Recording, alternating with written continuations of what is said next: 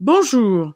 Après les belles fêtes de la Pentecôte, je vais vous parler aujourd'hui de Life of Chuck du cinéaste américain Mike Flanagan, de Dragon du cinéaste canadien Dean DeBlois et enfin de Vacances forcées des cinéastes français François Prévost-Légonie et Stéphane Archinard.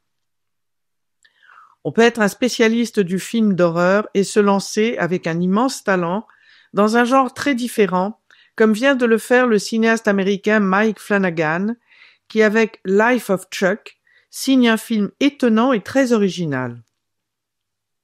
Divisé en 3 parties à la chronologie inversée, ce film raconte la vie de Chuck, un comptable ordinaire.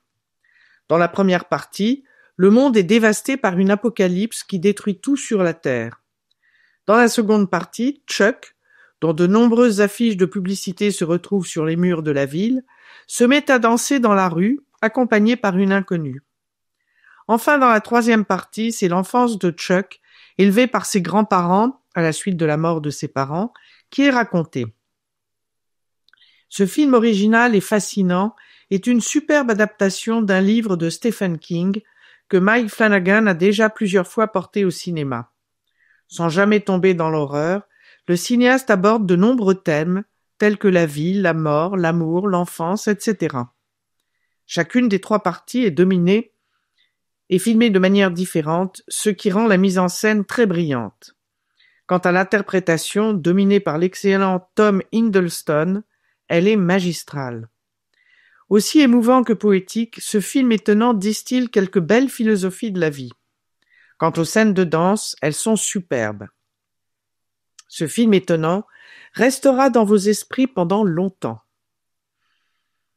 On le sait, les grands studios ont l'habitude d'adapter un film d'animation en prise de vue réelle, comme vient de le faire les studios DreamWorks avec Dragons, réalisé par le cinéaste canadien Dean DeBlois, qui avait déjà signé plusieurs de ses films d'animation. Depuis toujours, les Vikings qui vivent sur l'île de Burke luttent contre les dragons qui les attaquent. C'est Stoïque, le chef de la tribu, qui dirige son peuple afin de tuer ces terribles animaux.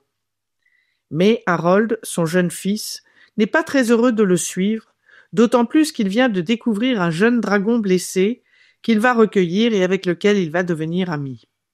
Avec lui, il va se battre pour modifier les relations entre les Vikings et les dragons.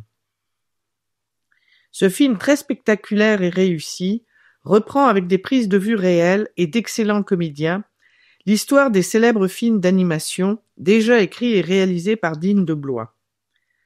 Avec un jeune dragon, très bien reconstitué en images de synthèse, le héros, qui se révèle courageux et indépendant, dirige une histoire très prenante, agrémentée de quelques touches d'humour.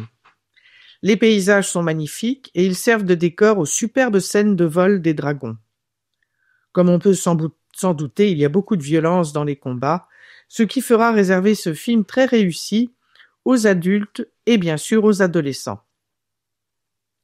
Certaines comédies françaises sont à moitié réussies, même si l'on passe un beau moment en compagnie des comédiens, comme c'est le cas dans Vacances forcées des cinéastes français François Prévost-Légonie et Stéphane Archinard.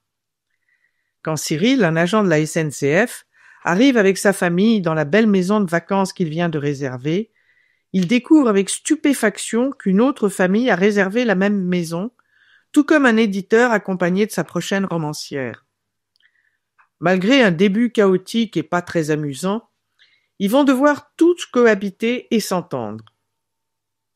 Le début n'évite ni les outrances ni l'absence d'humour, mais grâce à une interprétation exceptionnelle, dominée par le toujours excellent Clovis Cornillac, bien secondé par 3 membres de la Comédie Française, dont Laurence Stocker, on s'attache peu à peu à ces personnages que tout oppose, en particulier leurs différences de classe. Fort heureusement, l'histoire devient peu à peu émouvante et assez prenante.